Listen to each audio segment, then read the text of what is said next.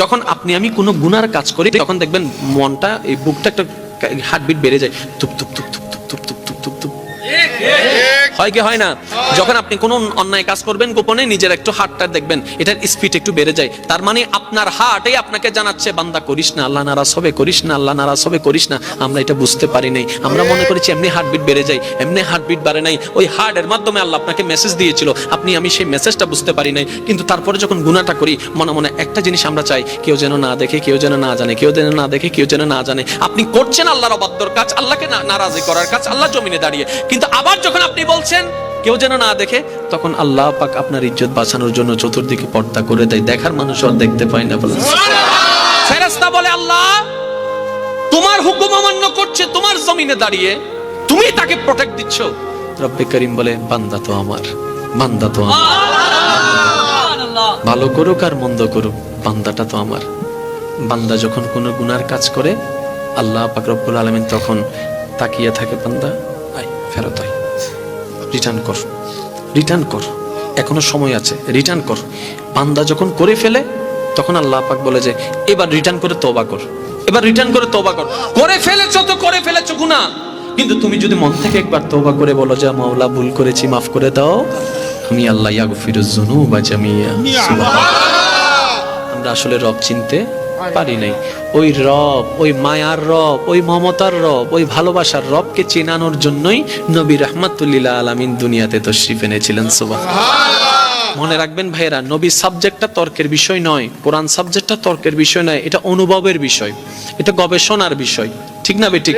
এবার আমি শুধু আপনাদেরকে একদম শর্টকাট একটা নলেজ দেওয়ার চেষ্টা করব, যদি আমার মুনিব আমাকে দয়া করেন। মানব জাতি, মুসলিম জাতির জন্য গাইডলাইন হচ্ছে কোরআন। গাইডলাইন, জোরে বলতে হবে, গাইডলাইন। কোরআন থেকে আমরা গাইডলাইন নিব, সেভাবে জীবন যাপন করব, এটা হচ্ছে আমরা। আচ্ছা বলেন, নবীর একজন সাহাবা ছিল আবু বকর, সত্যের উপর ছিল না মিথ্যার উপর ছিল? আপনার আমার নবীর উপর কোরআন নাজিল শুরু হয়েছেন তখন নবীজির বয়স মোবারক কত? 40। কত? 40। শেষ হয়েছেন 63-তে, মানে 23টা বছর লেগেছে। একটু খেয়াল করবেন, কমপ্লিট কোরআন নাজিল হতে 23 বছর লেগেছে। কিন্তু এর আগে আবু বকর সিদ্দিক আকবর হয়ে গেছে। এখনো সম্পূর্ণ কোরআন নাজিল হয়, এখনো সম্পূর্ণ কোরআন নাজিল হওয়া শেষ হয়নি। কোন কোরআন? যে কোরআনটা আপনার আমার জন্য গাইডলাইন। প্রত্যেকটা আয়াত এখনো নাজিল হওয়া শেষ হয় নাই, কিন্তু Siddique Akbar success, Omar Farooq success, Osman Gani success, Maula Ali success. এবার আমরা প্রশ্ন করলাম, আমরা তো কোরআনকে দিয়ে সাকসেস হতে চাচ্ছি, কোরআনের সাজেশনের ছায়া তলে ওইটাকে মেনে সাকসেস হতে চাচ্ছি। আপনারা তো তখনই সাকসেস হয়ে গিয়েছেন, তখন কোরআন পরিপূর্ণ আসে নাই, সব হুকুম পরিপূর্ণ আসে নাই, সব আয়াত পরিপূর্ণ আসে নাই। How can possible? তখন সমস্ত সাহাবায়ে কেরামের দরবার থেকে উত্তর আসবে, একটা হচ্ছে থিওরিক্যাল আর একটা হচ্ছে প্র্যাকটিক্যাল, দুটোটাই হচ্ছে একটা। কোরআন হচ্ছে থিওরিক্যাল, ওই কোরআনে যা আছে নবী মুস্তাফার জীবনে প্র্যাকটিক্যাল তা আছে। বলেন সুবহানাল্লাহ।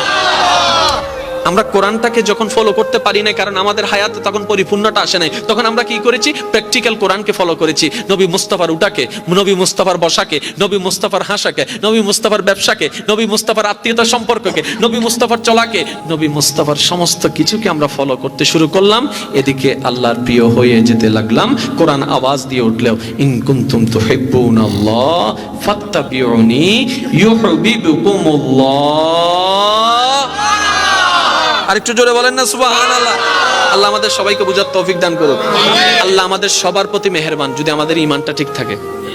একটা এই পয়েন্টটা একটু বোঝার চেষ্টা করবেন। আল্লাহ আমাদের সকলের প্রতি স্পেশাল মেহেরবান, যদি আমাদের সকলের ঈমানটা কি থাকে।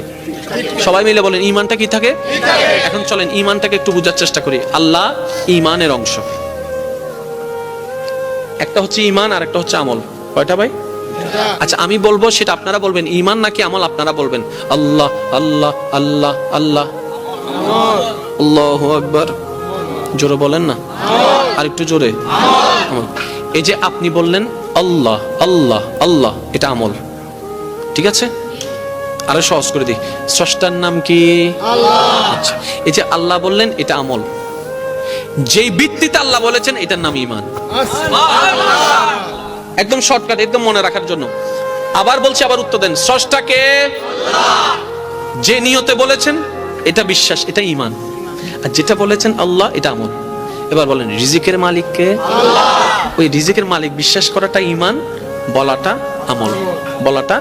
তাহলে কয়টা জিনিস পেলাম? ঈমান হচ্ছে ভিতরের জিনিস। সুবহানাল্লাহ বলেন। আমি যখন জিজ্ঞেস করছি স্রষ্টাকে, শোনার সাথে সাথে জবান আপনার আগে বলেছে না মন আগে বলেছে? বলেন না, আরো জোরে বলেন না। আপনাকে আমি প্রশ্নটা করার পরে এই শুনলেন, শোনার পরে কি জবান আগে বলেছে না মন আগে বলেছে? মন না বললে তো আপনার মুখও আস।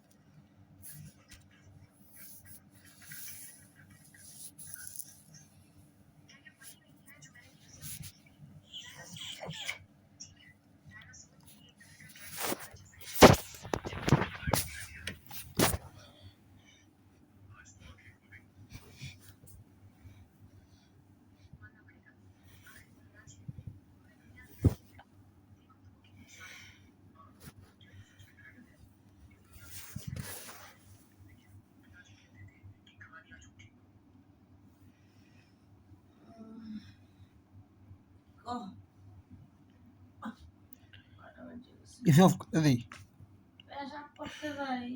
এসি অফ করে দিই, আর অফ করতে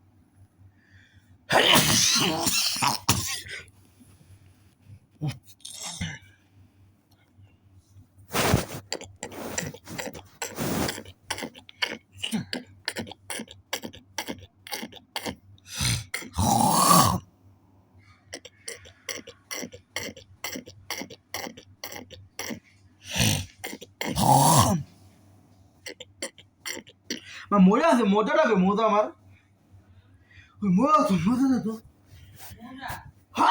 হ্যাঁ এই যে মজা আছে, মজা লাগবে, মজা করি ওই যে মজা খাবো।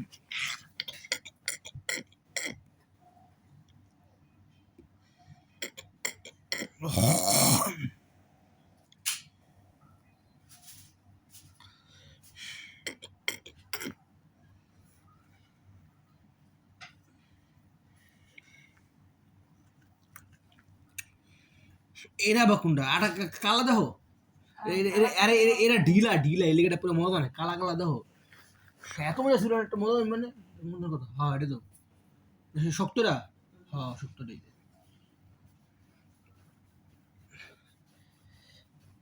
কত বন্ধু জাগালো আশা।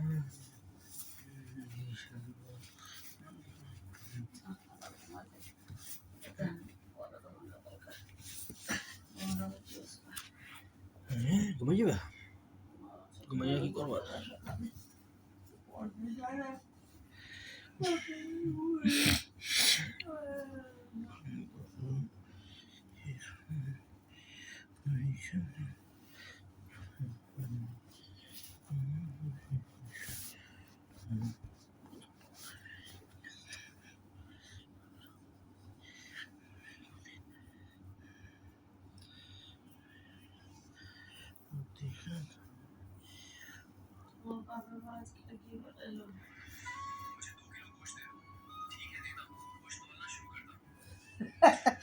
ये वीडियो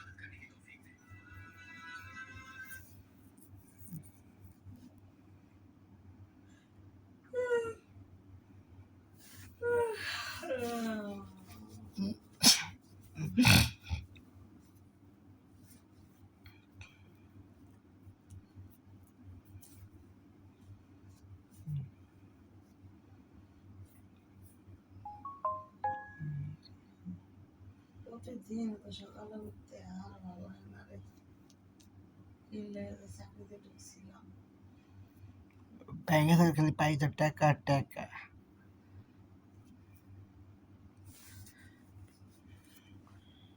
ব্যাংকে থাকা তুমি পাইছো